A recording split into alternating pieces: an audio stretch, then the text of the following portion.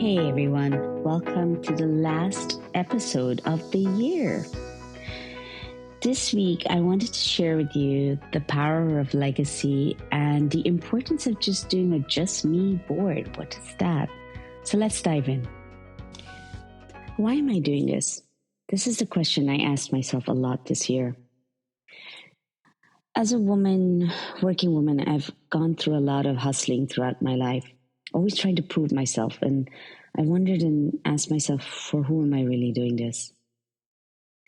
The reality was, when I look back on my life, a lot of it was hijacking my personal life and spending a lot of time on my career and very little time or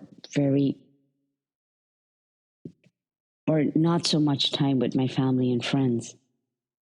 Then there was always this idea of I had to be busy. For some reason, as a woman, you're always saying the word, I'm busy. Can't you see? I'm busy right now. And to some degree, while that may look like some sort of self-importance, I found it quite exhausting and often wondered, why was I actually living and doing what I was doing? And it stopped me for a moment, and I started to think about this. If I died tomorrow, would that be my legacy? Would that be something I'm leaving behind? Hijacking my personal life, constantly being busy, being that working woman. And who would really know if I have no one to give this or pass this on to? When I scroll online or when I look at social media, there's always this hustling attitude. You can do this, go get it, trying to be constantly very motivational. And for me, that seems so cliched that I lost a lot of touch of being who I am. I did not know who I was if I didn't follow all these motivational tips on how to have a life.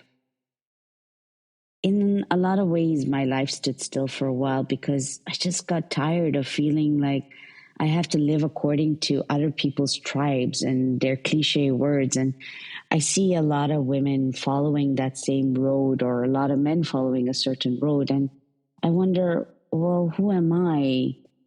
And what do I stand for myself if I stop following all this?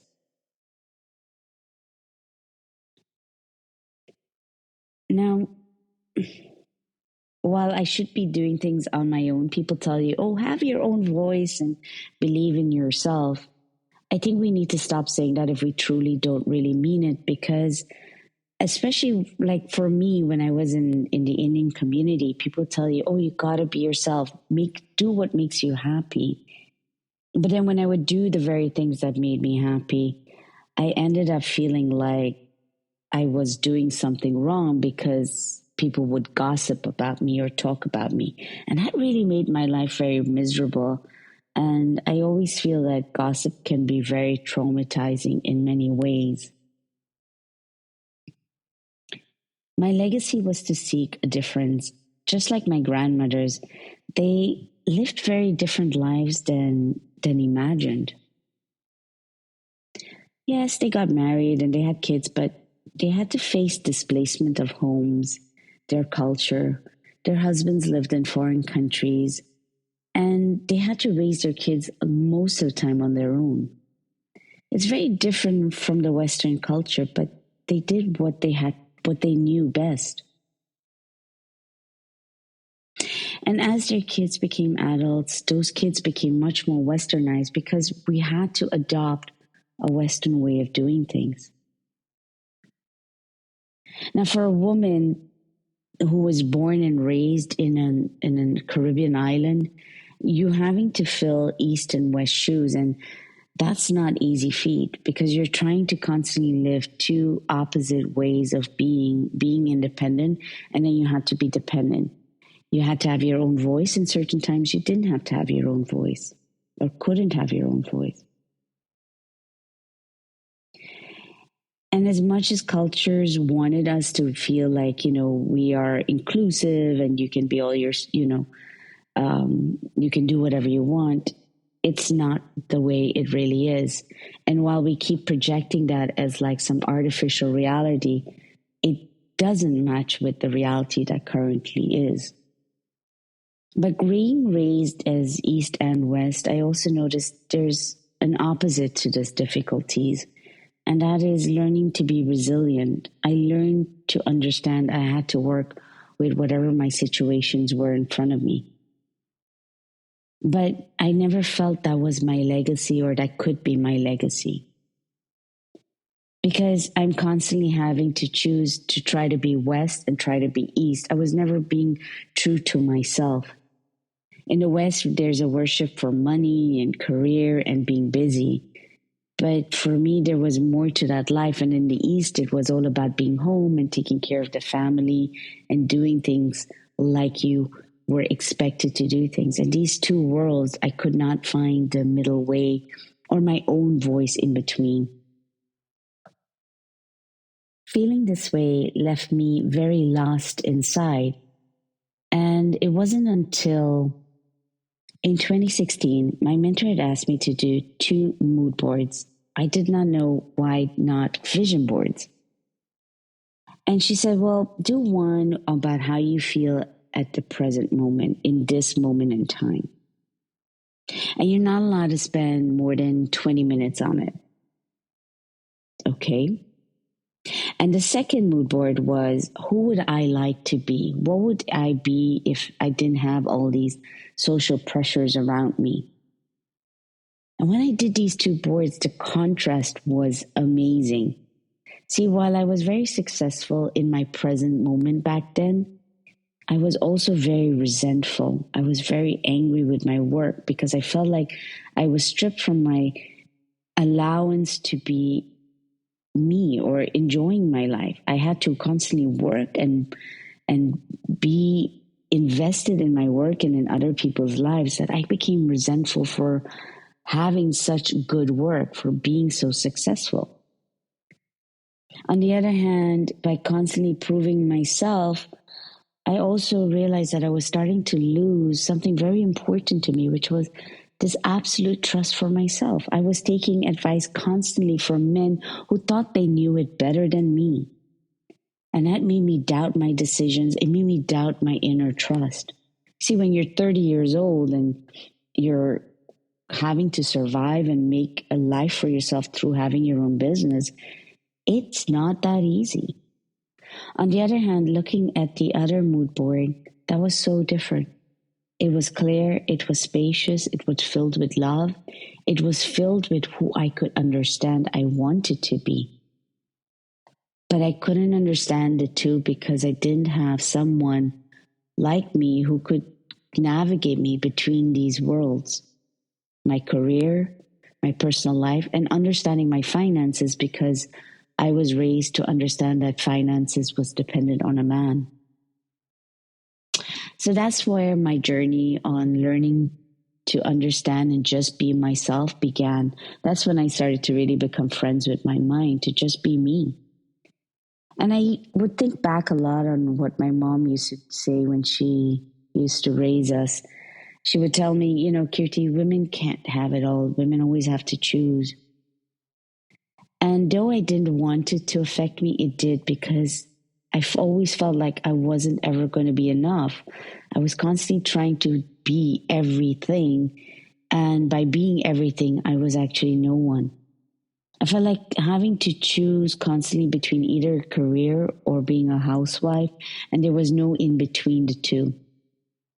And when I look around me today, I see some women who can do that and achieve it. And I can see some who are struggling like me to have both of those worlds. And that is okay too. It took me a while to realize that we have choice. The way we want to approach our life is a choice, and we can plan it. We can have a rough draft around it. But in order to plan it, we got to be really true to ourselves. And that means not follow all these tribal ways of doing things, or because one person does it that way, therefore everybody has to do it that way. See, as women, we were raised constantly to compare ourselves to each other. And so we're trying to live each other's lives without really living our own life, because we're afraid that if we live our own life, we're going to end up being alone and lonely.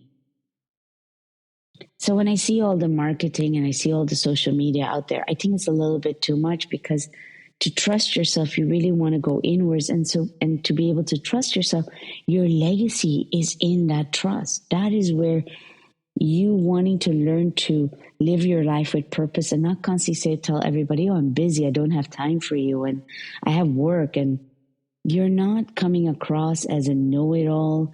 You're coming across as, I have space in my life to do the things that I want to enjoy. And finding that balance in today's world that is constantly projecting fear on you, it is really tough to just want to take a break from it all. A woman to take care of herself today is about choice and understanding how to really balance the energy between all the different responsibilities she's asked on herself. And that does take work. You know, it's not about doing that 1 hour yoga and stretching or doing 2-3 hours of meditation. I mean, think about it. It comes from men who haven't raised kids and who have had a lot more time on their hands, so they can do that. But as a woman, there are so many other things you want to do in life, and understanding how to distribute your energy is so vital, because then you can live the legacy you want to live. So I do these boards, 2 boards every year, and I call them the Just Be Me board. It helps me to focus, be clear, manage and distribute my energy better. And most of all, I love to have my vocabulary of love. I love to speak in a certain way. And to be able to communicate in that way gives me confidence. And I share that with others too. If you want to find your legacy and you're tired of being in that rat race, you got to step back. You want to slow down. You want to have a conversation. Getting out of your headspace of constantly being busy, giving yourself that avenue to find how to distribute your energy, you will improve the quality of your life. And it is your choice. So if you are thinking, and this year was really, really hard, and you were exhausted and burnt out, and you still want to do a lot of things, you want to find not balance, find your version of balance of energy in all your different pockets of relationships. And so if you'd like to join me, you're very welcome. Just make sure you subscribe or follow my different channels, and I'll be sure to let you know. I wish you a wonderful holiday and a very beautiful forthcoming year. Give yourself time to be yourself, because you don't want to get to that moment where you're asking yourself, why am I doing all of this? Take care.